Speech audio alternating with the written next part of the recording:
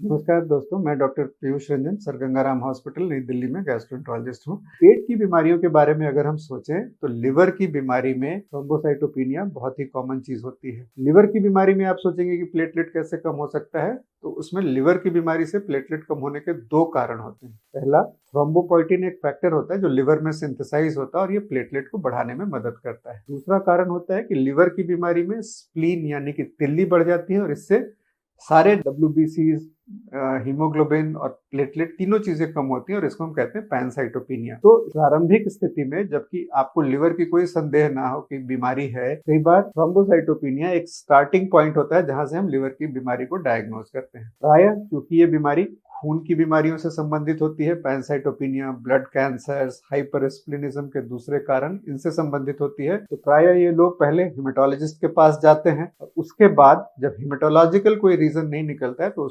उसके बाद ये गैस्ट्रोएंटरोलॉजिस्ट के पास आते हैं और हम अगर दूसरे ब्लड के टेस्ट में कोई सिम्टम्स हैं या अन्य टेस्टों में कोई ऐसी खराबी है जिससे ये लगे कि लिवर की बीमारी निकल रही है, तो उसका टेस्ट करने से इसकी जांच तक पहुंच जाते हैं। तो ये तो एक मैंने आपको पृष्ठभूमि, एक बैकग्राउंड बताई कि थ्रोम्बोसाइटोपिनिया, प्लेटलेट काउंट कम होना मोटी मोटी किन बीमारियों में होता है। मेनली हिमेटोलॉजिकल यानी कि ब्लड से संबंधित इन्फेक्शंस, और तीसरी कैटेगरी है मान लें लिवर की बीमारी। तो लिवर की बीमारी में जब प्लेटलेट काउंट कम होता है तो उसका क्या सिग्निफिकेंस है। लिवर सिरोसिस के मरीज अक्सर परेशान रहते हैं कि मेरा प्लेटलेट काउंट 60,000 है और मुझे बहुत कमजोरी महसूस हो रही है।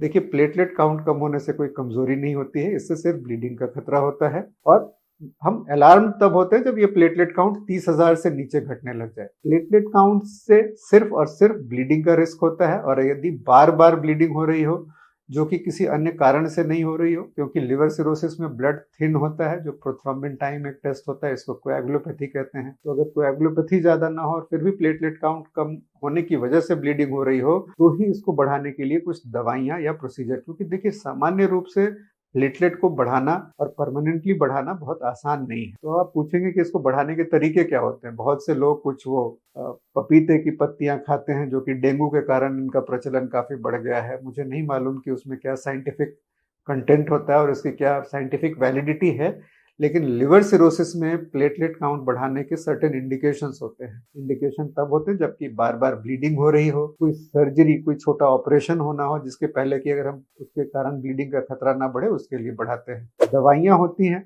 एल्ट्रोम्बोपैग और इससे आगे की भी दवाइयां हैं, बट ये दवाइयां हमेशा के लिए नहीं दी जा सकती हैं, महंगी होती हैं दवाइयां और इनकी ज़्यादा से ज़्यादा हम इसको 3 से 4 हफ्ते के लिए देते हैं। इस वीडियो में दी गई जानकारी अगर आपको अच्छी लगी तो अपने फ्रेंड्स और फैमिली मेंबर्स के साथ शेयर करें। धन्यवाद।